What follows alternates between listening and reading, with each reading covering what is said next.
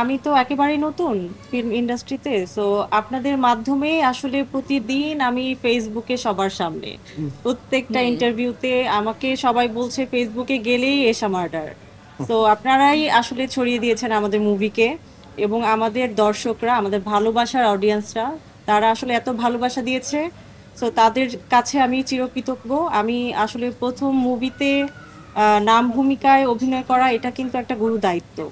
So ওই দায়িত্বটা থেকে আমি আসলে নতুন হিসেবে চেষ্টা করেছি এবং দর্শক আসলে আমাকে এই যে হল থেকে বের হলে তারা আমাকে নাম ধরে ডাকছে, এশা নাম ধরে ডাকছে।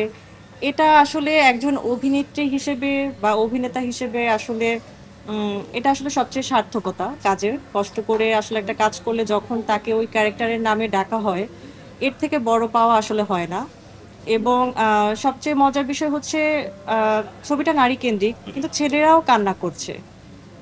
আমি গতকালও দেখলাম, আজকেও দেখলাম ছেলেরাও আমাদের মুভিটা দেখে কান্না করছে। তার মানে আমরা আসলে তাদের অন্তঃস্থলে ঢুকতে পেরেছি আমাদের গল্প দিয়ে।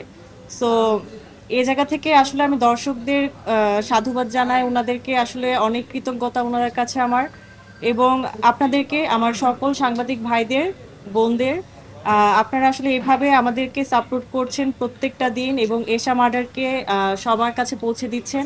সো সব মিলিয়ে আসলে ওই যে মানুষ যখন আসলে ফেসবুকে ঢুকলেই বলে ফেসবুকে ঢুকেই দেখি এশা মার্ডার। সো এটা আসলে জি, জি। শুধুমাত্র আপনাদের জন্য এবং একদম, আমার একদম। ভালোবাসার দর্শকদের জন্য। আমি যদি আসলে শুটিং থেকে একটু শুরু করি, ওইখানে আসলে বাঁধনাপুর যে ক্যারেক্টারটা পুলিশ লিনা, উনার শুট হয়েছে এক টাইমে, আমার শুট আরেক টাইমে। বাট আমরা কিন্তু ইমোশনালি কানেক্টেড ছিলাম। কারণ লিনা কিন্তু এশাকে খুঁজছিল এবং এশা বসে বসে এটা দেখছিল। সো আমি আসলে উনি ছিল সেটে অন ক্যামেরা এবং আমি কিন্তু মনিটরের সামনে বসে আসলে ইমোশনালি কানেক্ট করতে পারছিলাম।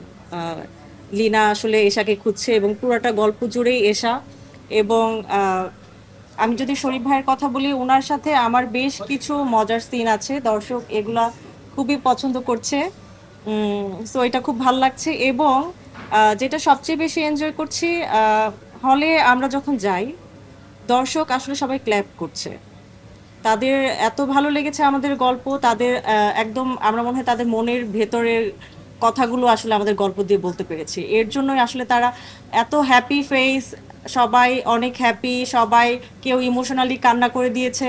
তো সবকিছু মিলিয়ে অভিজ্ঞতা খুবই ভালো এবং আমি আর বাঁধন আপু তো আসলে প্রত্যেকবার কান্না করে দিই অডিয়েন্সদের কান্না দেখে। সো আমরা তো আসলে কাজটা করেছি, আমরা তো প্রথম থেকেই কানেক্টেড, বাট এখন যে দর্শকদের সাথে কানেক্ট হতে পেরেছি এটার অনুভূতি আসলে ভাষায় প্রকাশ করার মতো না। ওই মোমেন্ট আসলে হলে ঢুকে যখন দেখি তখন আসলে কান্না চলেই আসে।